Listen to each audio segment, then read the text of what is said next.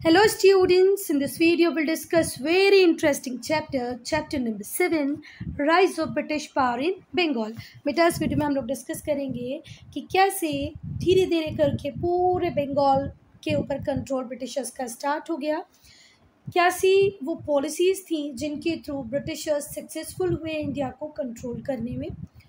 Start करते हैं advent of east India company से कि ईस्ट इंडिया कंपनी का एडवेंट कैसे होता है। बेटा 15th सेंचुरी वो टाइम था जब यूरोपियंस में पोर्चुगल, फ्रांस, इंग्लैंड, स्पेन, ये सब लोग डिस्कवर कर रहे थे न्यू लैंड्स को। 1492 में वेस्ट इंडीज़ को खोजा गया क्रिस्टोफर कोलंबस द्वारा। 1498 में Portuguese navigator Vasco D gamma India पहुंच चुका था। ऐसे ही डिस्टेंट लैंड तक जा रहे थे कौन? Europeans, for the purpose of discovering new lands, getting resources, raw material. ठीक है, किस सेंचुरी में? 15th सेंचुरी में। अब 15th सेंचुरी कौन सा पीरियड होता है बच्चा? जो 1401 से स्टार्ट होके 1500 पे ख़त्म हो जाए उसे हम क्या कहते हैं? 15th century. 1492 में वेस्ट इंडीज़ खोजा गया, ये भी 15th सेंचुरी में हुआ। 1498 में वो रूट खोज लिया गया जिसके थ्रू सी रूट खोज लिया गया जिसके थ्रू इंडिया पहुंच सकते हैं, वो भी कब हुआ? 1498 में। ठीक है, चलो। तो जो 15th सेंचुरी थी यहाँ पर डिस्कवरी होना स्टार्ट हुई न्यू लैंड्स की। किसने की? पावरफुल यूरोपियन स्टेट्स ने। स्पेशली फार ईस्ट में इन लोगों को जगह चाहिए थी।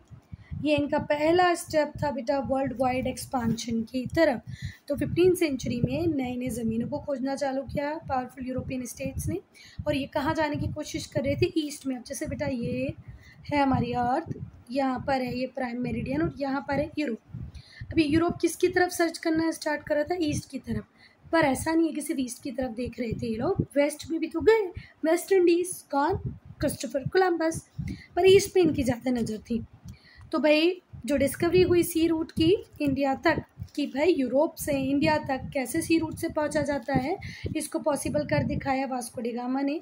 ये पोर्तुगीज एक्सप्लोरर थे। पोर्चुगल एक कंट्री है जिसे हिंदी में पुर्तगाल कहते हैं। 1498 में। ठीक है, और यहाँ से पोर्तुगीज ट्रेडर कंटिन्यूसली इंडिया आते गए और ट्रेड करते गए और धीरे धीरे करके सेटल होते गए। कहाँ पर? गोवा में। और अपने ट्रेड को वहाँ पर एस्टेब्लिश किया इन्होंने। फिर से वास्को डी गामा ने वो रास्ता खोज लिया जिसके थ्रू यूरोपियंस ओशन क्रॉस करके कहाँ पहुँच सकते हैं? इंडिया। अब ये इंडिया क्यों आना चाहते थे? For the purpose of trade. इन्हें चाहिए थे हमसे स्पाइसेस, सिल्क, कॉटन, तो ये आए इंडिया। धीरे धीरे ये कहाँ पर रहने लग गए बेटा? गोवा में रहने लग गए। कहाँ पर? गोवा में। और इन्होंने अपने ट्रेड को यहाँ पर एस्टेब्लिश किया। जो पोर्चुगीज थे मतलब पुर्तगाली जो लोग थे, उनको फॉलो करते हुए कौन भी आ गए? डच आ गए, स्पेनिश आ गए, फ्रेंच आ गए, इंग्लिश आ गए। ऐसे होता है ना भाई, सारे लोग जो सक्सेसफुल होता है उसको फॉलो करते हैं, एक लीग में चलते हैं। तो पहले तो हमारी कंट्री में कौन आए? इंडिया में पोर्तुगीज। ठीक है, दोनों सेम ही है, कोई प्रॉब्लम नहीं है। पोर्तुगीज़ के बाद कौन आ गए? डच, फिर स्पेनिश, फिर फ्रेंच, फिर इंग्लिश। और ये सब क्यों आ रहे थे? अपने फिनिश्ड गुड्स को इन्हें इंडिया में सेल करना था। They are going to distant land for the purpose of getting a place where they can dump their finished product. They want to sell their finished product. That is why they are searching for the new places. And one more thing they want raw material. ये बोलते थे हमारे पास industries तो हैं, बड़ी बड़ी factories हमने लगा ली है। Now we want raw material so that we can convert raw material into finished products. But finish products भी बन गए हैं, तो अब उन्हें सेल आउट करना है, तो उनके लिए भी जगह चाहिए कि भाई फाइनली इस प्रोडक्ट को जो हमने बना लिया उसे सेल कहाँ करना है। तो दोनों पर्पज़ को पूरा करने के लिए ये लोग निकले। जो ट्रेड था वो इंक्रीज़ होता गया, लीप्स एंड बाउंड्स बहुत तेज़ी से ही बनने लगा। स्मॉल किंगडम्स जो थी कोस्ट पे वेस्टर्न और ईस्टर्न इंडिया में, वो इस बात से बिल्कुल अनजान थी बच्चा कि इसके रिपरकशंस क्या होंगे, कॉन्सिक्वेंसेस क्या होंगे, दुष्परिणाम क्या होंगे। उन्हें बिल्कुल भी समझ नहीं आ रहा था कि जो हम कर रहे हैं इसका कुछ प्रॉब्लम हो सकता है। बेटा ये जो वर्ड है ना लीव्स एंड बाउंड, इसका मतलब होता है बहुत ज़्यादा प्रोग्रेस करना, है ना, रैपिड प्रोग्रेस, बहुत ज़्यादा प्रोग्रेस नहीं, रैपिड प्रोग्रेस, फटाफट से प्रोग्रेस कर लेना, या हम क्या ऐसे भी कह सकते हैं फास्ट प्रोग्रेस। तो भाई इनका ट्रेड बहुत ही तेज़ी से बढ़ने लग गया। जो स्मॉल किंगडम्स थी कोस्ट पर, वो तो ये बात को जानती ही नहीं थी कि भाई ये जो ट्रेडर्स को हम इंडिया में आने दे रहे हैं, इनके साथ डील कर रहे हैं, ये हमारे लिए प्रॉब्लम बन सकते हैं। ठीक है, हम तो बड़े खुश थे, अरे वाह, वसुदेव कुटुंबकम में विश्वास करने वाले, अतिथि देवो भव में विश्वास करने वाले। तो जब भी ये हमारे इंडिया में आते हम इनका ग्रैंड वेलकम करते थे, इन्हें सारी फैसिलिटीज़ प्रोवाइड करते थे। तो जो दुष्परिणाम थे, जो कॉन्सिक्वेंसीज थी, उससे तो वो बेचारे अनअवेयर थे, उन्हें पता ही नहीं था कि ये जो ट्रेड वो एनकरेज कर रहे हैं इसकी कोई प्रॉब्लम इन्हें बाद में फेस करनी पड़ेगी। इस टाइम में जो ट्रेडर्स थे, यूरोपियन ट्रेडर्स थे, वो बहुत ज़्यादा शक्तिशाली भी थे और बहुत ज़्यादा पैसे वाले भी थे। तो बेटा एक टाइम के बाद अपनी पूरी पावर, पूरा एक्वायर्ड एरिया किसको सौंपने के बाद, इंग्लिश और फ्रेंच को सौंपने के बाद जो डच थे और जो पोर्तुगीज थे वो इंडियन मार्केट से निकल लिए। Gradually the Dutch and Portuguese ceded way to English and French. उन्होंने जो भी कुछ जीता था, सीडेड मतलब जो सब कुछ सौंप दिया किसको, अंग्रेज़ों को और फ्रेंच को, इंग्लिश को और फ्रेंच को, यहाँ से चले गए। अब यहाँ पे एक फायर्स कंपटीशन स्टार्ट हो जाता है फ्रेंच और इंग्लिश के बीच में। क्यों? क्योंकि बेटा पहले यहाँ पर 4 शक्तियाँ थी, डच, पोर्तुगीज़, इंग्लिश, फ्रांस, और अब कितनी बची है, 2। तो इन दोनों के बीच में तो भैया कंपटीशन होना कोई बड़ी कॉमन बात है। For the monopoly of trade and colonial position. अच्छा, दोनों ही फ्रेंच भी और इंग्लिश भी इंडिया के ऊपर अपनी अपनी मोनोपोली इस्टेब्लिश करना चाहते थे। मोनोपोली का मतलब होता है एकाधिकार। जब मार्केट में सिंगल बायर, सिंगल सेलर हो तो उसे क्या कहते हैं, मोनोपोली, ये एक अधिकार। तो फ्रेंच भी चाहता था कि इससे पूरे इंडियन मार्केट में मेरा ही राइट हो, ऐसे इंग्लिश भी चाहता था कि पूरे ट्रेड पे, पूरे कॉलोनियल पोजीशंस पे मेरा राइट हो। और इसी वजह से इनमें फ्रेंच और इंग्लिश में हुए घमासान युद्ध, जिन्हें हम किसके नाम से जानते हैं बच्चा, कार्नेटिक वॉर्स के नाम से जानते हैं। Is it clear? See, when Dutch and Portuguese withdraw from India, only 2 powers remain in India. First is English and other is French. Now they become a fierce competitors and continuously competing with the same product. Each state, each country, means France and English, France and England, they both want to establish their monopoly in India. They want more and more colonial positions. They want monopoly on trade and it leads to Carnatic war. और इन दोनों के बीच में ही होंगे क्या बेटा, Carnatic war. पहले Carnatic war को discuss करेंगे। जो फ्रेंच ईस्ट इंडिया कंपनी थी उसका बेस कहाँ पर था बच्चा, पौंडीचेरी, जिसे आज हम पुदुचेरी के नाम से जानते हैं। जो फ्रेंच है, जो फ्रेंच ईस्ट इंडिया कंपनी थी, उसने अपना बेस किसको बनाया था, पौंडीचेरी को, जिसे आज हम किसके नाम से जानते हैं, पुदुचेरी।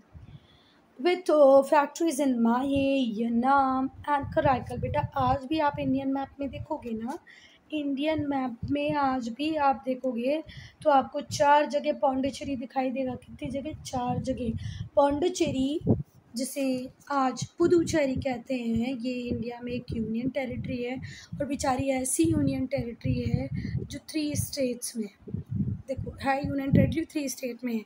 माहे अलग जगह है, यनाम अलग है, कराईकल अलग है और पौंडीचेरी अलग है। देखो बेटा, अब इंडिया से स्पेन ने विड्रॉ कर लिया है, डच चले गए हैं, पोर्तुगीज़ ने भी विड्रॉ कर लिया है। तो इंडिया में 2 मेजर राइवल बचे हैं अब, ब्रिटिश और फ्रेंच। अब इनके बीच में राइवलरी होने का क्या रीज़न है, तो वो रीज़न ये है बेटा, because they both want the same product. दोनों को स्पाइसेस चाहिए, दोनों को कॉटन चाहिए, दोनों को सिल्क चाहिए। तो राइवलरी बनना तो बहुत ही स्वाभाविक सी बात है, मतलब नेचुरल है। अच्छा, दोनों का ही एम है इंडिया में मोनोपोली को क्रिएट करना, ट्रेड मोनोपोली एस्टेब्लिश करना। ब्रिटेन चाहता था कि उसके अलावा इंडियंस किसी के साथ ट्रेड ना करें। सेम एम्बिशन किसका भी था, फ्रेंच का भी था।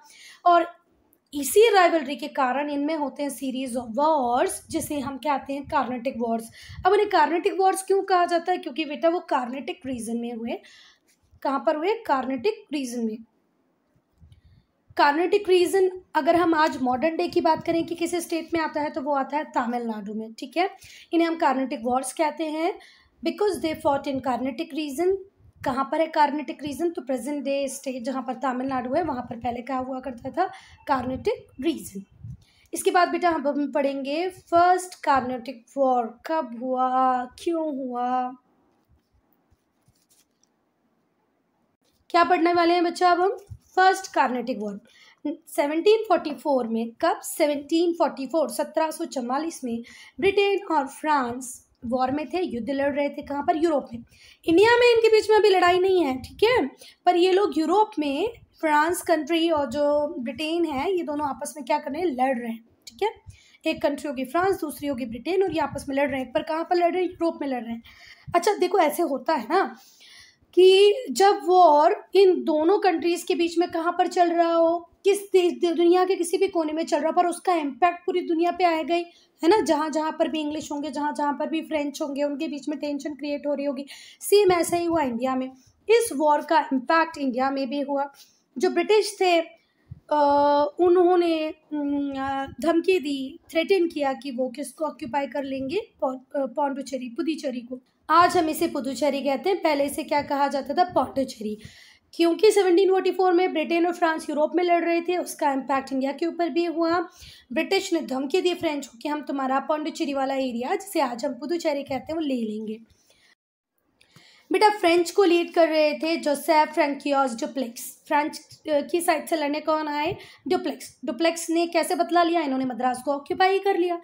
अब ब्रिटिश परेशान हो गए। ब्रिटिश ने अनवरुद्दीन, जो कि नवाब थे कार्नेटिक के, देखो कार्नेटिक में ये वॉर चल रहे थे, और ये जो एरिया था ना मद्रास, ये भी कार्नेटिक के नवाब के अंदर ही आता था। तो ब्रिटिश पहुंचे कार्नेटिक के नवाब के पास कि भैया कुछ करो, आपके एरिया में मद्रास आता है, कंट्रोल हमारा था। डुप्लेक्स ने उसको अक्वायर कर लिया है। अच्छा, नवाब भी ब्रिटिश की बात मान के अपनी आर्मी भेज देते हैं अगेंस्ट द फ्रेंच, पर यहाँ पर फ्रेंच की होती है जीत, और जो नवाब की आर्मी थी वो हार जाती है। अच्छा, 1748 में क्या होता है? यूरोप में वॉर खत्म हो जाता है ना। अब जिस वजह से ये लड़ाई चालू हुई थी वो वजह ही खत्म हो गई, क्योंकि अब यूरोप में इन दोनों के पीछे वॉर ही नहीं चल रहा। तो इंडिया में भी जो एंग्लो फ्रेंच हॉस्टिलिटीज थी वो भी कम हो गई। बेटा ये जो वर्ड है सीज्ड, इसका मतलब होता है खत्म होना, समाप्त होना, है ना। तो क्योंकि यूरोप में ही वॉर खत्म हो गया, तो एंग्लो फ्रेंच अब इंडिया में भी नहीं लड़ रहे हैं, ठीक है। Anglo French hostilities in India also ceased, समाप्त हो गई, खत्म हो गई। In accordance with the peace settlement, अब पीस सेटलमेंट हुआ इन दोनों के बीच में, और ब्रिटिश को वापस मिल गया मद्रास, ठीक है बात। मद्रास वापस से किसके पास चला गया? ब्रिटिश के पास चला गया, पीस सेटलमेंट के अकॉर्डिंग, ठीक है। तो अभी समझ में आ गया फर्स्ट कार्नेटिक वॉर की शुरुआत कब होती है? 1744 में। खत्म कब होता है? 1748। 4 साल ये चलता है। शुरुआत क्यों हुई बेटा? क्योंकि ब्रिटेन और फ्रांस यूरोप में लड़ रहे थे, तो यहाँ पर भी लड़ने लगे। ब्रिटिश ने धमकी दी हम पौंडुचेरी ले लेंगे, तो जोसेफ डुप्लेक्स ने तो भैया क्या ही ले लिया, मद्रास को अक्वायर कर लिया। अनवरुद्दीन जो कार्नेटिक के नवाब थे उन्होंने इंटरफेयर किया, पर कुछ फर्क नहीं पड़ा, और फाइनली ये राइवलरी खत्म होती है। नहीं, राइवलरी तो खैर खत्म नहीं होती, वॉर थोड़े टाइम के लिए रुक जाते हैं इन दोनों के बीच में, क्योंकि 1748 में वो वॉर वहाँ पर यूरोप में खत्म हो गया था, मद्रास वापस मिल जाता है ब्रिटेन को। सेकेंड कार्नेटिक वॉर अब हम पढ़ेंगे।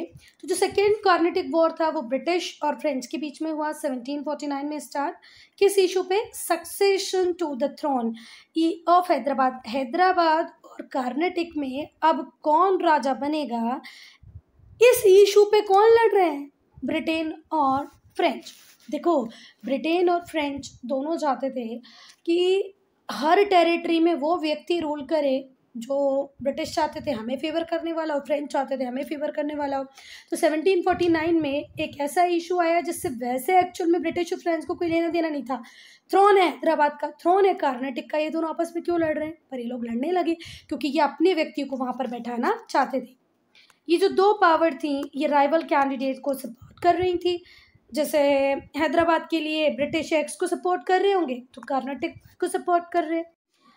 अब बेटा ये एक्स और वाई कौन थे ये आप लोगों को पता चलना चाहिए। तो बेटा हैदराबाद में जो फ्रेंच थे वो सपोर्ट कर रहे थे मुजफ्फर जंग को, और ब्रिटिश सपोर्ट कर रहे थे नासिर जंग को। समझ में आ गई ना बात? दोनों राइवल कैंडिडेट्स को सपोर्ट कर रहे हैं। फ्रेंच चाह रहे हैं कि मुजफ्फर जंग हैदराबाद के नवाब बन जाए, ब्रिटिश चाह रहे हैं नासिर जंग बन जाए। ठीक है। कार्नेटिक में फ्रेंच का सपोर्ट था चंदा साहिब के साथ, जबकि ब्रिटिश का सपोर्ट था मोहम्मद अली के साथ। बहुत ही बड़ी समस्या है। हैदराबाद में फ्रेंच चाह रहे मुजफ्फर जंग बैठे, ब्रिटिश चाह रहे नासिर जंग बैठ जाए। कार्नेटिक में फ्रेंच चाह रहे चंदा साहिब बैठ जाए और ब्रिटिश चाह रहे कि मोहम्मद अली बैठ जाए। और वॉर आपस में फालतू में ही लड़ रहे हैं, पर अब ठीक है लड़ रहे हैं तो क्या ही कर सकते हैं। इन द वॉर, इस वॉर में, और बेटा इसके बाद जो वॉर हुआ ना उसमें ब्रिटिश आर्मी ने हरा दिया फ्रेंच फोर्सेस को। पहली बार में जीत रहे थे फ्रेंच, लीडिंग पोजीशन पे थे फ्रेंच। सेकेंड बार में ब्रिटिश आर्मी ने हरा दिया किसको, फ्रेंच फोर्सेस को। अब एक पीस ट्रीटी साइन हुई और Dupleix was recall to France, और डुप्लेक्स वापस कहाँ बुला लिए गए, फ्रांस। ठीक है बात, जीते तो क्रेडिट मिला हो ना मिला हो बात अलग है, पर हारे तो उन्हें कहाँ बुला लिया गया, फ्रांस। इतनी बातें क्लियर हैं क्या? इन लोगों के नाम याद रखना कि कार्नेटिक में कौन किसको सपोर्ट कर रहा था। अब थर्ड कार्नेटिक वॉर देखेंगे। अच्छा, इन दो पावर्स के बीच में जो पीस थी बहुत कम टाइम तक रही। अच्छा, ये ऐसा नहीं है कि हम ये कार्नेटिक वॉर की बात करें तभी ऐसा हो रहा है, सिर्फ कार्नेटिक वॉर्स में ये लड़ रहे थे। बेटा पूरी दुनिया में जहाँ जहाँ भी कॉलोनी बनाई गई हैं, भले वो यूनाइटेड स्टेट्स ऑफ अमेरिका हो, भले इंडिया हो या अफ्रीका की कोई कंट्री हो, ये आपस में लड़ने में कभी पीछे नहीं रहे। इनके बीच में शांति बहुत कम रहती थी। एक बार और वॉर चालू हो गया यूरोप में। कब चालू हुआ, 1756 में। अब यूरोप में वॉर होता है तो जहाँ जहाँ पर भी ये दोनों रहते हैं, भले आर्मीज इनकी वियतनाम में हो, भले आर्मीज इनकी अफ्रीका की किसी कंट्री में हो, वो आपस में फालतू ही लड़ने लगती हैं। वॉर कहाँ चालू होता है, यूरोप में, और ये दोनों आपस में दुनिया में जहाँ पर भी रह रहे होते हैं वहाँ लड़ने लगते हैं। इंडिया में जो ब्रिटिश फोर्सेस थी उन्होंने फ्रेंच फोर्सेस को वापस से हरा दिया। पीस ट्रीटी फिर साइन हुई 1763 में। फिर से ध्यान से सुनना, यूरोप में एक बार फिर वॉर हुआ 1756 में, जिसका इम्पैक्ट इंडिया के ऊपर भी आया, और यहाँ पर ब्रिटिश फोर्सेस जीती, फ्रेंच फोर्सेस हारी। पीस ट्रीटी हुई 1763 में और फ्रेंच को उनकी फैक्ट्रीज वापस दे दी गई, पर उन्हें इंस्ट्रक्शन दिए गए कि आप इन्हें फोर्टिफाई तो बिल्कुल नहीं करेंगे। फोर्टिफिकेशन का मतलब क्या होता है, किलाबंदी। जैसे यहाँ पर आपकी फैक्ट्री है, यहाँ पर आप बड़ी बड़ी दीवारें उठा के इसको प्रोटेक्ट कर लो, इसको कहते हैं किलाबंदी करना। तो फोर्टिफिकेशंस के लिए बिल्कुल मना कर दिया गया। 1763 में पीस ट्रीटी के थ्रू फ्रेंच को उनकी टेरिटरीज तो वापस मिल गई बेटा, फैक्ट्रीज वापस मिल गई, पर उन्हें फोर्टिफिकेशन के लिए मना कर दिया गया। फैक्ट्रीज उस टाइम में कोई प्रोडक्शन नहीं करती थी, उस टाइम में ऐसा कहीं नहीं होता था कि फैक्ट्रीज में रॉ मटेरियल जाएगा, फिनिश गुड बनेंगे। पर बेटा उस टाइम में जो फैक्ट्री थी वो ट्रेडिंग पोस्ट की तरह काम करती थी, ट्रेडिंग सेंटर्स की तरह काम करती थी, कि जितना भी सामान, मतलब जितना भी मटेरियल परचेस ये लोग यहाँ इंडिया से करते थे उसको एक ट्रेड सेंटर, मतलब ट्रेडिंग पोस्ट पे ले जाके रख देते थे, फैक्ट्रीज में ले जाकर रख देते थे। फैक्ट्रीज में एक्चुअल में कुछ प्रोड्यूस नहीं होता था, वो तो सिर्फ गोडाउन्स की तरह काम करती थी। और व्यक्ति जो ऑफिशियल्स इन फैक्ट्रीज में रहते थे उन्हें क्या कहा जाता था, फैक्टर्स। ठीक है बात। तो जो फैक्ट्रीज थी वो सिर्फ और सिर्फ ट्रेड सेंटर्स की तरह काम करती थी, and not as colonial outpost.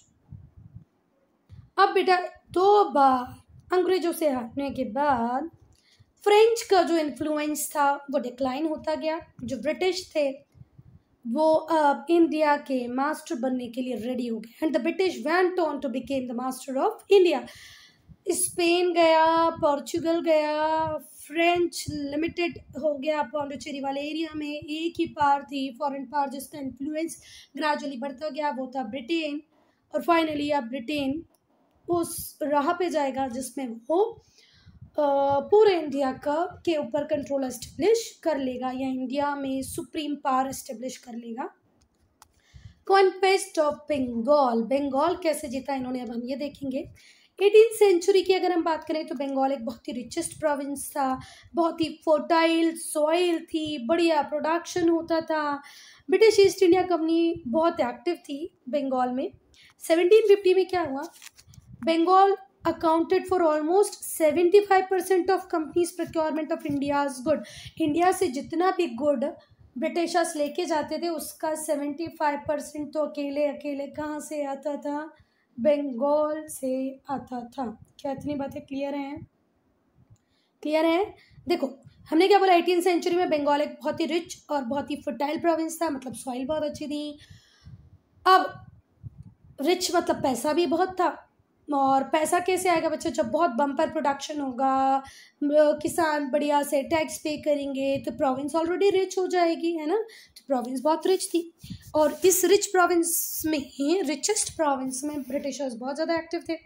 1750 में कंडीशन ये थी कि अगर ब्रिटिशर्स 100 कमोडिटी का ट्रेड कर रहे हैं, 100 कमोडिटीज़ में अगर ट्रेड कर रहे हैं इंडिया से, तो 75 अकेले कहाँ से आती थी, बंगाल से आती थी।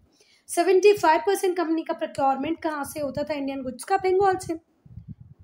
Determine to extend their profit, क्योंकि English East India Company, British का एक ही सिद्धांत था कि हमें हमारे प्रॉफिट्स इंडिया में बढ़ाने हैं, हमें हमारी होम कंट्री को, इंग्लैंड को बहुत ज़्यादा फ़ायदा पहुंचाना है, इंडिया का एक्सप्लॉयटेशन करना है, मैक्सिमम फ़ायदा करना है, ये तो इनके ऑब्जेक्टिव्स थे। तो क्या हुआ, एक मिनट, इनका डिटर्मिनेशन था टू एक्सटेंड देयर प्रॉफिट्स। तो जो ब्रिटिश थे बंगाल में, वो मिड 18th सेंचुरी तक सिस्टमेटिकली अब्यूज करने लगे राइट टू फ्री ट्रेड को, जो इन्हें किसने अवॉर्ड किए थे, मुगल एम्परर ने अवॉर्ड किए थे। मुगल एम्परर ने कहा कि आप इंडिया में फ्री ट्रेड कर सकते हो, क्योंकि इन्हें ज़्यादा से ज़्यादा प्रॉफिट चाहिए था। तो इन्होंने ये जो राइट टू फ्री ट्रेड का जो दस्तक पास इन्हें जो मिले हुए थे, जो फ्रीडम मिली हुई थी कि you can trade here without paying duty, इसका इन्होंने अब यूज़ किया, गलत यूज़ किया, ठीक है। अब बेटा जैसे ही बंगाल के नवाब को ये पता चला कि ये लोग तो राइट टू फ्री ट्रेड का मिसयूज़ कर रहे हैं, तो उन्हें लगा कि मुझे कुछ तो करना पड़ेगा भाई, मेरे पूर्वज मतलब जो मेरे एंसेस्टर्स थे, जो फर्रुख शेर थे, वो इन्हें परमिशन तो दे गए राइट टू फ्री ट्रेड की, पर अगर ऐसे ही राइट टू फ्री ट्रेड करते रहे और मिसयूज़ करते रहे तो मेरा बंगाल तो ख़त्म हो जाएगा। ये चिंता हो गई सिराजुद्दौला को, और इसी वजह से कॉन्फ्लिक्ट हुए सिराजुद्दौला, जो कुछ टाइम में नवाब थे बंगाल के, और ईस्ट इंडिया कंपनी के बीच में, क्योंकि इंग्लिश कंपनी जो थी assumed critical control over the area of Bengal, Bengal के एक बहुत बड़े एरिया पे इनडायरेक्टली कंट्रोल करने लग गई ये कंपनी, फोर्टिफिकेशंस कर रही है कंपनी, और हमारे राइट टू फ्री ट्रेड का मिसयूज़ कर रही है। इसलिए एक साइड हो गए बंगाल ऑफ नवाब कि भाई अब मैं आपको फ्री ट्रेड के राइट नहीं दूंगा, आप प्रॉपर तरीके से यूज़ करो, फोर्टिफिकेशंस हटा दो। पर इंग्लिश ईस्ट इंडिया कंपनी की साइड से जो लोग थे वो मानने को रेडी नहीं थे। अब हम पढ़ेंगे फैक्ट कॉर्नर। तो फैक्ट कॉर्नर बताता है कि ये जो मुगल एम्परर थे, जिन्होंने बिना सोचे समझे कंपनी को राइट दे दिए ड्यूटी फ्री ट्रेड के, कि आप बंगाल में ड्यूटी फ्री ट्रेड कर सकते हो, आपको कोई कस्टम ड्यूटी, किसी भी प्रकार का कोई टैक्स देने की ज़रूरत नहीं है, वो थे महान फर्रुख शेर, जिन्होंने इंग्लिश ईस्ट इंडिया कंपनी को राइट दिए ड्यूटी फ्री ट्रेड के थ्रू ऑफ फरमान, एक फरमान घोषित किया, और फरमान के थ्रू एक रॉयल चार्टर बोल सकते हो। फरमान क्या है बेटा, फरमान होता है रॉयल चार्टर, ठीक है। इस रॉयल चार्टर के थ्रू, फरमान के थ्रू उन फर्रुख शेर ने राइट्स दे दिए। ये जो राइट्स थे वो अलाउ करते थे कि वो एक्सपोर्ट भी कर सकते हैं, इम्पोर्ट भी कर सकते हैं गुड्स का, without paying any taxes to the government. राजा को, नवाब को बिना टैक्स पे किए भी वो किसी भी चीज़ का एक्सपोर्ट भी कर सकते हैं और इम्पोर्ट भी कर सकते हैं। और इसी राइट का जो फर्रुख शेर ने दिए थे, to trade freely, do export, do import without paying any duty to the government, इसी का मिसयूज़ कर रहे थे ब्रिटिशर्स। और अच्छा एक चीज़ और हुई इसमें, जिससे सिराजुद्दौला को सबसे बड़ी प्रॉब्लम हुई, है ना। अभी तक तो जो कॉन्फ्लिक्ट चल रहा था वो चल ही रहा था, पर क्योंकि ऐसे लगता था ब्रिटिश को कि फ्रेंच से एंटीसिपेशन, मतलब आगे हो सकता है ऐसा हो, आशंका के कारण कि भैया ये जो फ्रेंच हैं जिनके सेटलमेंट है चंद्रनागौर में, तो हो सकता है इनके साथ हमारी कोई लड़ाई हो जाए। ऐसा किसको लग रहा है, ब्रिटिश को लग रहा है। क्या बात समझ में आई। ब्रिटिश ईस्ट इंडिया कंपनी के जो लीडर्स थे उस टाइम के, वो ये सोच रहे हैं कि हो सकता है कि बाद में हमें किससे लड़ना पड़े, फ्रेंच से लड़ना पड़े, जिनके ऑलरेडी सेटलमेंट कहाँ पर है, चंद्रनागौर में है। तो हमें तो हमारी प्रोटेक्शन के लिए कुछ करना चाहिए। तो कंपनी ने कलकत्ता का जो फोर्ट था उसे फोर्टिफाई करना चालू कर दिया। The company began to fortify Calcutta in 1756 में किलाबंदी करना चालू कर दिया। किसने, ब्रिटिश ने किस डर से की, हो सकता है भविष्य में हमारी लड़ाई फ्रेंच से हो जाए। दीज एनरेग्ड सिराजुद्दौला मोस्ट, सबसे बड़ा गुस्सा सिराजुद्दौला को इसी बात का था कि तुम्हारी फैक्ट्री है, उसमें तुम थोड़ा मोटा सामान रखते हो, उसमें फोर्टिफिकेशन की क्या ज़रूरत है भाई। फोर्टिफिकेशन की ज़रूरत तो एक राजा को होती है, जिसको प्रोटेक्शन की ज़रूरत है, जिसके पास लार्ज ट्रेजरी होती है। तो आप लोग तो नॉर्मल ट्रेडर हो ना, what is the need of fortification. अब इस बात से तो इतने गुस्सा हो गए सिराजुद्दौला, और उन्हें ऐसा लगने लगा कि भाई ये जो ब्रिटिश हैं ये तो मेरी अथॉरिटी को ही चैलेंज कर रहे हैं। मैंने एक बार इनको समझा भी दिया कि भाई ये जो आप ड्यूटी फ्री ट्रेड है इसका मिसयूज़ मत करो। इस बात को तो छोड़ो, इन्होंने तो फोर्टिफिकेशन स्टार्ट कर दिए। और बेटा इसीलिए जून 1756 में इन्होंने कलकत्ता की तरफ मार्च किया, फोर्ट विलियम को कैप्चर कर लिया। The garrison of the company की वहाँ पर थोड़े से सोल्जर्स थे, उन्हें कैप्चर कर लिया। फोर्ट विलियम को पूरी तरह कैप्चर करने के बाद सिराजुद्दौला को लगा ओ बहुत बढ़िया हुआ, अब ये ब्रिटिश डर जाएंगे और ये फर्दर कुछ नहीं करेंगे। पर सिराजुद्दौला यहाँ पर गलत साबित हुए। ठीक है, गैरिसन हम रक्षक सेना को कह सकते हैं जो किसी पर्टिकुलर एरिया की सुरक्षा के लिए रखी गई हो। फोर्ट विलियम पे अब कब्जा हो गया सिराजुद्दौला का। अब हम फैक्ट कॉर्नर पढ़ेंगे। तो बेटा देखो, मैं आपकी चीज़ को कैप्चर करने आऊँगी या आप मेरी चीज़ को कैप्चर करने आएंगे तो बेटा हम ईजिली तो छोड़ने देते हैं, हम आपस में लड़ाइयाँ होती हैं। तो जैसे ही फोर्ट विलियम को कैप्चर किया तो उस टाइम में बहुत लड़ाई हुई, मतलब दोनों साइड से, मतलब लोग आपस में एक दूसरे को मार रहे थे।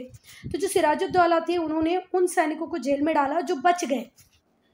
100 लोग लड़ रहे होंगे अपोजिट साइड से, 100 लोग हमारी साइड से, तो 100 के 100 तो नहीं मर जाएंगे ना, 10 20 30 मरेंगे। बचे हुए जो लोग होंगे उन्हें क्या कहा गया, सर्वाइविंग सोल्जर्स। तो जितने भी सर्वाइविंग सोल्जर्स थे कंपनी के, टोटल कितने थे 146, 146 लोग बच गए थे सोल्जर्स, उन्हें सिराजुद्दौला ने जेल में डाल दिया। वो भी एक बहुत ही टाइनी सेल, एक बहुत छोटे से एरिया में 146 लोगों को रखा। कॉल्ड द ब्लैक होल, इसी को क्या कहते हैं, ब्लैक होल। नेक्स्ट मॉर्निंग को सिर्फ बेटा 23 बचे थे, क्योंकि इतना जरा सा एरिया था और कितने लोग 146। अब इतना उनको सफोकेशन हुआ, इतनी प्रॉब्लम हुई कि सुबह से 23 जिंदा बचे। 146 में से 23 ही जिंदा बचे। जो हीट थी, देखो बेटा जब हम आपस में 10 20 25 लोग एक कमरे में साथ में बैठते हैं तो वहाँ ऑलरेडी हमारी गर्मी, हमारी बॉडी से जो हीट एमिट होती है उसकी वजह से वहाँ पर गर्मी हो जाती है। तो बेटा 146 सोल्जर्स इतने से छोटे एरिया में थे तो बहुत ज़्यादा हीट और स्पेस की कमी के कारण वो बेचारे मर गए। Heat, lack of space and had taken its toll on the rest. ये जो इंसिडेंट था इसे ब्लैक होल ट्रेजेडी के नाम से जाना जाता है। तो क्या ब्लैक होल ट्रेजेडी आएगी तो आप लोग लिख दोगे कि जब सिराजुद्दौला ने फोर्ट विलियम को कैप्चर कर लिया, जितने भी सोल्जर्स, सर्वाइविंग सोल्जर्स थे, बचे हुए सोल्जर्स 146 उन्हें छोटी सी जगह में डाल दिया। सुबह देखा तो सिर्फ 23 बच पाए। क्यों? क्योंकि वो लोग सांस नहीं ले पा रहे थे, बॉडी की ही जगह की कमी के कारण वो मर गए। अब हम पढ़ेंगे बैटल ऑफ प्लासी 1757। जो ईस्ट इंडिया कंपनी थी did not take the defeat at the hands of Sirajuddaula well, उन्होंने सिराजुद्दौला के हाथों मिली हार को वेलकम तो कोई नहीं करेगा बेटा। हर व्यक्ति को गुस्सा आएगा कि कैसे हमारे फोर्ट पे कब्जा कर लिया, कैसे हमारे सैनिकों को मार दिया, इतनी सी जगह में रख दिया। तो कंपनी वालों को भी गुस्सा आ रहा था। तो ईस्ट इंडिया कंपनी ने इसको बहुत अच्छे से तो नहीं लिया, उन्होंने कॉन्स्पिरेंसी करना स्टार्ट कर दिया नवाब ऑफ बंगाल के अगेंस्ट में, मतलब सिराजुद्दौला के अगेंस्ट में। कॉन्स्पिरेंसी या कॉन्स्पायर्ड का मतलब होता है षड्यंत्र किया, है ना। कॉन्स्पिरेंसी मतलब षड्यंत्र, कॉन्स्पायर्ड मतलब षड्यंत्र किया। जो कंपनी के ऑफिशियल्स थे जिन्हें लीड कर रहे थे Robert Clive along with Mir Jafar. अच्छा, मीर जाफर कौन थे बेटा? मिलिट्री कमांडर थे या कमांडर इन चीफ थे सिराजुद्दौला के। कंपनी ऑफिशियल जिन्हें लीड कर रहे थे रॉबर्ट क्लाइव, उन्होंने मीर जाफर जो सिराजुद्दौला का मिलिट्री कमांडर है उससे भी कुछ लालच देके, क्या लालच देके कि अगर तुम मेरी हेल्प करोगे हम सिराजुद्दौला को हरा देंगे तो मीर जाफर तुम चिंता नहीं करो, नेक्स्ट नवाब तुम बन जाओगे। तो मीर जाफर खुश। मीर जाफर अपने सिराजुद्दौला अपने मतलब क्या बोलना चाहिए, नवाब को छोड़कर ब्रिटिश की साइड जा बैठा। And this affected faction of the court colluded in this plan, और इस प्लान में कोर्ट के भी कुछ लोग शामिल थे और इस वजह से ही फेमस बैटल ऑफ प्लासी होता है 1757 में। रॉबर्ट क्लाइव, कंपनी के दूसरे शोल्डर्स ऑफिशियल, मीर जाफर और कोर्ट के कुछ लोग, इन सब लोगों ने मिलकर कॉन्स्पिरेंसी की कि हमें सिराजुद्दौला को हटाना है, और इसी वजह से हुआ बैटल ऑफ प्लासी 1757 में। बेटा ये जो 7 वाला फिगर है लास्ट में, ये बहुत इंपॉर्टेंट है हमारी कंट्री के लिए। ये वो पहली बार थी जब ब्रिटिशर्स से किसी इंडियन ने लड़ाई की, पहली बार 1757। 1857 में पहली बार हमने अपनी धरती के लिए लड़ाई की। मतलब लोग एक दूसरे का साथ इसलिए दे रहे थे कि भाई हमें स्वतंत्र होना है, हमें ब्रिटिश रूल को ख़त्म करना है। फिर 1947 में फाइनली हमें आज़ाद मिली। तो ये 7 इसका एक इम्पॉर्टेंट रोल है किसमें, इंडियन हिस्ट्री में। ये हैं रॉबर्ट क्लाइव भाई, इनकी बहुत तारीफ़ है कि इनका जो सोच थी, इनकी जो हॉर्स राइडिंग थी, जो मिलिट्री कैपेबिलिटी थी, जो माइंड था, सब ऑसम था एट पार।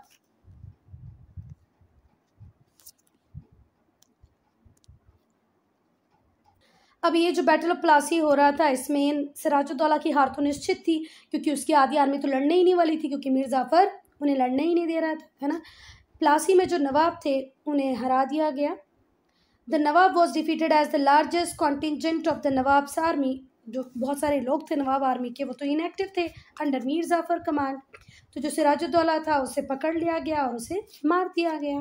तो यहाँ पर मीर जाफ़र की गद्दारी की वजह से, मीर जाफ़र की चीटिंग की वजह से सिराजुद्दौला हार जाते हैं, क्योंकि आधी आर्मी तो पार्टी नहीं लेती है। Consequences of the battle. अब ये बैटल तो हो गया बच्चा सिराजुद्दौला और ईस्ट इंडिया कंपनी के बीच में। इसके परिणाम क्या हुए वो हम पढ़ेंगे। देखो, फर्स्ट, जैसा कि मीर जाफ़र को प्रॉमिस किया गया था कि तो सिराजुद्दौला का साथ मत दो, आधी आर्मी को अपने पास रख लो, उसे लड़ने ही ना दो, तो हम तुम्हें क्या बना देंगे, नया नवाब। मतलब सिराजुद्दौला के बाद नवाब तुम ही बनोगे। ऐसा ही हुआ, मीर जाफ़र को न्यू नवाब बना दिया गया बंगाल का। पर सिर्फ ये फिगर हेड था बेटा, क्योंकि एक्चुअल पावर तो सिर्फ किसके पास थी, ब्रिटिश ईस्ट इंडिया कंपनी के पास थी। All the power enjoyed by willed by whom, East India Company. फिर से देखो, मीर जाफ़र को अपॉइंट किया गया new nawab of Bengal, but he was only figure head, सिर्फ नाम मात्र का राजा रहा, नाम मात्र का नवाब रहा। As a British East India Company wielded all the power, सारी पावर तो ईस्ट इंडिया कंपनी के पास थी। तो मीर जाफ़र रूल कर रहे थे, तो ग्रेजुअली कंपनी ने धीरे धीरे करके बंगाल के ऊपर कंट्रोल एस्टेब्लिश कर दिया था। और यहीं से हम बोल सकते हैं कि पॉलिटिकल सुप्रीमेसी ब्रिटिश की स्टार्ट हुई, ईस्ट इंडिया कंपनी की स्टार्ट हुई। ब्रिटिश ईस्ट इंडिया कंपनी की सुप्रीमेसी, पॉलिटिकल सुप्रीमेसी का स्टार्ट होता है बैटल ऑफ प्लासी के बाद में। जो कंपनी थी वो, और अभी तो ब्रिटिश सुप्रीमेसी से बंगाल पे एस्टेब्लिश हुई है बेटा, धीरे धीरे करके डिफरेंट पार्ट्स में भी एस्टेब्लिश हो जाएगी, पर शुरुआत यहीं से हुई। After battle of Plassey gradually Britishers ने अपनी पॉलिटिकल सुप्रीमेसी को एस्टेब्लिश करना चालू किया। पहले पूरे बंगाल को कैप्चर किया, बाद में फिर लगभग पूरे इंडिया को। मतलब कुछ पार्ट बचा था बेटा, पूरा इंडिया तो खैर ब्रिटिशर्स के कंट्रोल में कभी भी नहीं रहा, पर बहुत हद तक ब्रिटिशर्स ने इंडिया को कंट्रोल कर लिया था। The company was given the zamindari rights of 24 Parganas. और जैसे ही वो बैटल ऑफ प्लासी जीतते हैं, मीर जाफ़र राजा बनते हैं, उनके राजा बनते ही, नवाब बनते ही, राजा नहीं सॉरी नवाब, 24 परगनास की जमींदारी राइट्स मिल जाते हैं कंपनी को। अब देखो, कंपनी को दूसरा एडवांटेज मिल गया कि अब कंपनी को बुलियंस, मतलब गोल्ड और सिल्वर, ब्रिटेन से मंगवाने की ज़रूरत नहीं है इंडिया में कुछ खरीदने के लिए। अब वो टैक्स के फॉर्म में, क्योंकि उसे ज़मींदारी राइट्स मिल गए हैं, इंडिया में ही टैक्स कलेक्ट करेगी, और उसी पैसे से वो अपनी कंपनी की नीड्स, जो भी परचेसिंग करनी है, वो सब कर लेगी। तो मतलब मैक्सिमम लॉस में अब आ जाएगा इंडिया, स्पेशली बंगाल। बहुत सारे मॉनेटरी ट्रिब्यूट्स मिले इंग्लिश ईस्ट इंडिया कंपनी को। भैया जो नवाब बने थे नए वाले, मीर जाफ़र थे तो मूर्ख ही, उनको लगा अरे वाह मैं नवाब बन गया, अब तो कुछ मुझे करना ही नहीं है। उसने बहुत सारा पैसा ब्रिटिशर्स को दिया, लगभग अपने खजाने को खाली कर लिया ब्रिटिशर्स को बार बार पैसा दे के, ज़मींदारी राइट्स भी ब्रिटिशर्स को दे दिए। बेटा ये आर्टिलरी मतलब तोपें हैं, किसकी तोपें थी बेटा, ये सिराजुद्दौला की। Nawab Sirajuddaula artillery at battle of Plassey. Battle of Plassey में ये आर्टिलरी, ये तोप होती है, आर्टिलरी का मीनिंग सिराजुद्दौला की। बेटा जो मीर जाफ़र थे उन्होंने कंपनी को कितना पैसा दिया? 300 लाख रुपीज़। मेरी बात सुनो ज़रा, आज की बात नहीं है, आज भी ये अमाउंट इतना बड़ा है, 300 लाख आज भी इतना बड़ा है, तो सोचो उस टाइम में कितना बड़ा हुआ वो करता होगा। पर मीर जाफ़र तो मीर जाफ़र थे, उन्होंने कंपनी को उठा के 300 लाख रुपीज़ दे दिए। जो इंग्लिश ट्रेडर्स थे अब वो एक्सप्लॉइट करने लगे इंडियन आर्टिशंस को, ट्रेडर्स को, अपने कमर्शियल इंटरेस्ट के लिए। ठीक है, जो इंग्लिश ट्रेडर्स थे वो अब हमारे इंडियन आर्टिशंस, इंडियन ट्रेडर, व्यापारी, जो स्कल्पचर बनाने वाले थे, जो क्राफ्ट पर्सन थे, उन सबको एक्सप्लॉइट कर रहे हैं, क्योंकि उन्हें उनके कमर्शियल इंटरेस्ट को पूरा करना है। जो टेक्सटाइल इंडस्ट्रीज़ थी वो भी सर्वाइव नहीं कर पा रही थी इस कॉम्पिटिटिवनेस के साथ। जो चीप मशीन मेड गुड्स आ रहा था, इम्पोर्ट किया जा रहा था जो ब्रिटेन से। देखो ब्रिटेन में इस टाइम तक इंडस्ट्रियल रेवोल्यूशन आ चुका था, वहाँ बड़ी बड़ी फैक्ट्रीज़ के थ्रू, मशीन्स के थ्रू कपड़ा बनाया जा रहा था, है ना। तो वो जो मशीन मेड गुड इंडिया आता, तो हमारे जो इंडियन टेक्सटाइल इंडस्ट्रीज़ थी वो उसके साथ कॉम्पीट ही नहीं कर पा रही थी। जो आर्टिशंस थे वो अनएम्प्लॉयड होते जा रहे थे,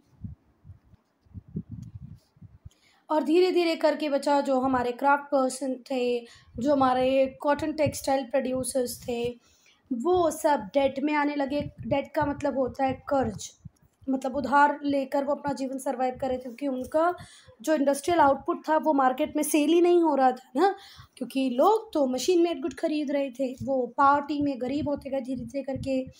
और इसी वजह से जो बंगाल था वो इकोनॉमिकली वीक होता गया। जो एक टाइम में रिचेस्ट प्रोविंस हुआ करता था, अब वो इकोनॉमिकली वीक एरिया के नाम से जाने लग गया।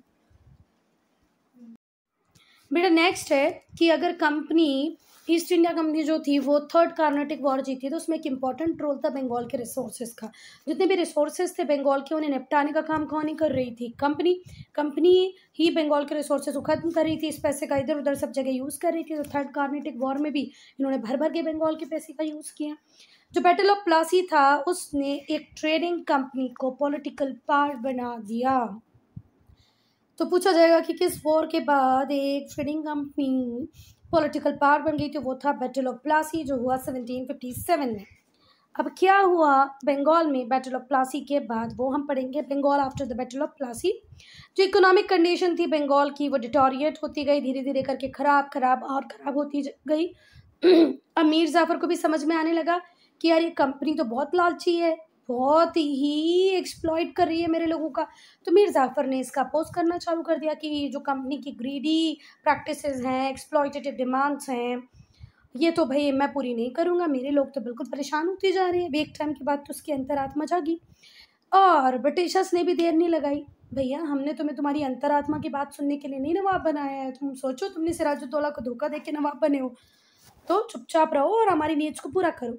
पर मीर जाफ़र नहीं माने, तो मीर जाफ़र को हटा के उनके सन इन लॉ मीर कासिम को क्राउन कर दिया गया। नवाब के नए बंगाल बन गए मीर कासिम। मीर कासिम बहुत ही एफिशिएंट और एबल रूलर थे। उन्होंने फाइनेंशियल कंडीशन को इम्प्रूव करने के लिए बहुत कुछ किया, बंगाल के लोगों के लिए बहुत कुछ किया। जो एम्प्लॉयज़ थे ईस्ट इंडिया कंपनी के, वो फ्री ट्रेड प्रैक्टिसेस को, फ्री ट्रेड प्रिविलेजेस को गलत तरीके से यूज़ कर रहे थे। ये लोग क्या कर रहे थे, ये जो फ्री ट्रेड परमिट्स थे ना, ड्यूटी फ्री परमिट्स थे, उन्हें इंडियन मर्चेंट्स को दे रहे थे। इस वजह से जो बंगाल का जो कोष था, मतलब देखो टैक्सेस भरने पर ही सरकार के पास पैसा आता है। अब ब्रिटिशर्स तो ड्यूटी फ्री ट्रेड कर ही रहे हैं, अब कुछ ब्रिटिशर्स ने वही ड्यूटी फ्री ट्रेड इंडियंस को भी दे दिए। तो बंगाल के नवाब के पास तो रिसोर्सेज के नाम पे, टैक्स के नाम पे कुछ था ही नहीं, आ ही नहीं रहा था उनके पास। तो अब आई गुस्सा किसको, नवाब को। उन्होंने बोला भाई ये तो मेरे लोकल मर्चेंट्स के साथ बिल्कुल भी फेयर नहीं हो रहा है, वो हैवी टैक्सेस दे रहे हैं। तो इसलिए मीर कासिम ने सारी ड्यूटीज़ को एबॉलिश कर दिया जो इंटरनल ट्रेड पे लग रही थी। उन्होंने कहा कि जैसे ब्रिटिशर्स फ्री ट्रेड कर रहे हैं, इनकी चीटिंग की वजह से जो हमारे इंडियन बड़े बड़े मर्चेंट्स फ्री ट्रेड कर रहे हैं, अब छोड़ दो, मैं इंटरनल ड्यूटीज़ को सबके लिए ख़त्म कर देता हूँ, सब बराबर हो जाएंगे। And place limits on the trade privileges of the company के भी ट्रेड प्रिविलेजेस पे एक लिमिट लगा दी कि भैया इस हद तक ही आप ड्यूटी फ्री कर सकते हो, उसके बाद नहीं। वो करना चाहता था कंपनी के कंट्रोल से अपने आप को आज़ाद, वो कंपनी के कंट्रोल में नहीं रहना चाहता था Mir Qasim. He try to free himself from the control of the company, company के कंट्रोल से वो अपने आप को आज़ाद करना चाहता था। उसने कंपनी ऑफिशियल्स को जो फेवर करने वाले जो लोग थे उन्हें भी डिसमिस कर दिया, जो लोग कंपनी को फेवर करते थे उन्हें डिसमिस कर दिया। जैसे कुछ लोग होते हैं ना, वो अपने राइवल को ही सपोर्ट करने लग जाते हैं, तो मीर कासिम ने चुन चुन के ऐसे लोगों को निकाला और उन्हें डिसमिस कर दिया। उसने स्ट्रॉन्ग आर्मी भी बनाना चालू कर दिया। ये जो डेवलपमेंट बंगाल में हो रहे थे, ब्रिटिशर्स को क्या पसंद आ रहे होंगे, ईस्ट इंडिया कंपनी को क्या पसंद आ रहे होंगे? बिल्कुल नहीं। इसीलिए उन्होंने सोच लिया कि भाई अब मीर कासिम को ज़्यादा दिन तक रूलर रखना तो अच्छी बात नहीं होगी, क्योंकि ये तो हमारे ही इकोनॉमिक इंटरेस्ट को एडवर्सली अफेक्ट कर रहा है और ये तो गलत है। तो बंगाल में जो डेवलपमेंट हो रहे थे, कंपनी बिल्कुल उससे खुश नहीं थी, क्योंकि वो उसके फेवर में ही नहीं थे, वो उनके इकोनॉमिक इंटरेस्ट को बेटा हॉस्टिलिटी बढ़ती गई कंपनी और मीर कासिम के बीच में, और ये हॉस्टिलिटी इस लेवल तक बढ़ गई कि कंपनी ने बोला कि हम अब सफ़र नहीं करेंगे, हमें तो आदत है लालच की, हमें तो आदत है एक्सप्लॉयटेशन की, हम उसे नहीं छोड़ सकते। तो वॉर डिक्लेयर कर दिया गया किसके ऊपर? मीर कासिम के ऊपर कंपनी के द्वारा। कब? 1763 में। 1763 में कंपनी ने वॉर डिक्लेयर कर दिया मीर कासिम के ऊपर। ठीक है, चलो अब बैटल ऑफ बक्सर। अब हम पढ़ेंगे बेटा बैटल ऑफ बक्सर को कब हुआ? 1764 में। 1763 में मीर कासिम के ऊपर वॉर डिक्लेयर किया कंपनी ने, 1764 में हुआ बैटल ऑफ बक्सर। जो मीर कासिम थे वो चले गए कहाँ पर? अवध में। Sought the support of nawab Shuja-ud-Daulah and the Mughal emperor Shah Alam II। Mir Kasim भाग गए कहाँ पर? अवध में। वहाँ उन्हें लगा कि सुजाउद्दौला की मदद से, मुगल एम्परर शाह आलम II की मदद से हम कुछ अच्छा कर सकते हैं, और इन्होंने अच्छा प्रयास किया भी। दे ट्राइड वेल, पर ठीक है फिर भी हारे, वो एक अलग बात है, पर उन्होंने अच्छा ट्राई किया। बोथ ऑफ देम, दोनों ही हाँ बोल दिए, चलो हम मीर कासिम हम तुम्हारी हेल्प करेंगे और ब्रिटिश ट्रूप के अगेंस्ट में बैटल करेंगे। सुजाउद्दौला मुगल एम्परर दोनों रेडी हो गए। जो बैटल था वो हुआ on the banks of Ganga at Buxar. Buxar में गंगा नदी के किनारे लड़ाई होना चालू हो गई 22 अक्टूबर 1764 में। अब बेटा जो कंपनी की फोर्सेस थे, मतलब ब्रिटिश ईस्ट इंडिया कंपनी की जो आर्मी थी, उसे किसके साथ लड़ना पड़ रहा था? मीर कासिम, सुजाउद्दौला, शाह आलम II, इन तीन की कंबाइंड आर्मी के साथ लड़ना पड़ रहा था। फिर भी कंपनी के फोर्सेस ने इन तीनों की आर्मी को हरा दिया। जो नवाब थे उन्हें हार मिली और उसके बाद फिर से मीर जाफ़र को नवाब बना दिया गया। फिर से ध्यान से सुनो, द नवाब वॉज डिफीटेड, नवाब हार गए, मीर जाफ़र को रीइंस्टेट किया गया थ्रोन पे, वापस से ताज मीर जाफ़र को मिल गया। इसी को कहा जाता है बैटल ऑफ बक्सर, जिसमें तीन आर्मीज कंबाइंड होकर लड़ी। एक थी दिल्ली की आर्मी, दिल्ली के एम्परर थे उस टाइम में शाह आलम II, अवध के रूलर थे सुजाउद्दौला की आर्मी, और बंगाल के नवाब मीर कासिम की आर्मी। पर ये तीनों ही हारे, वापस से राजा बना दिया, नवाब बना दिया गया मीर जाफ़र को, और इसी को कहते हैं बैटल ऑफ बक्सर। और इस जीत के साथ बंगाल वर्चुअली पूरी तरीके से ब्रिटिश कंट्रोल में आ गया, ब्रिटिश ईस्ट इंडिया कंपनी के पास आ गया। Now consequences of battle of Buxar.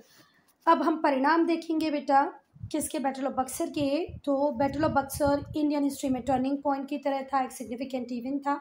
यहाँ से ही पूरा के पूरा बंगाल के ऊपर कंट्रोल किसका एस्टेब्लिश हो जाता है? ब्रिटिश ईस्ट इंडिया कंपनी का। पूरा control British East India Company के पास आ जाता है बंगाल का। ट्रीटी ऑफ इलाहाबाद साइन होती है। ट्रीटी ऑफ इलाहाबाद को साइन करने वाले होते हैं शाह आलम II और Shuja-ud-Daula from Awadh, Shah Alam II from Delhi, और ब्रिटिशर्स की साइड से साइन करते हैं रॉबर्ट क्लाइव। कब साइन होती है? 1765 में। और यहीं से पॉलिटिकल कॉन्स्टिट्यूशनल डोमिनेंस की, इन्वॉल्वमेंट की शुरुआत होती है कंपनी के, कि अब वो इंडियन अफेयर्स में, इंडिया के अफेयर्स में पॉलिटिकली भी इन्वॉल्व होंगे, कॉन्स्टिट्यूशनली भी इन्वॉल्व होंगे। और इसी के साथ थर्स इट इनिशिएटेड, और इसी के साथ शुरुआत होती है ब्रिटिश रूल की ओवर इंडिया। इस ट्रीटी के अकॉर्डिंग कंपनी को दीवानी राइट्स मिल गए बंगाल के, किससे? मुगल एम्परर से। The company was given the right of diwani of Bengal from the Mughal emperor. Mughal emperor ने दीवानी राइट्स दे दिए।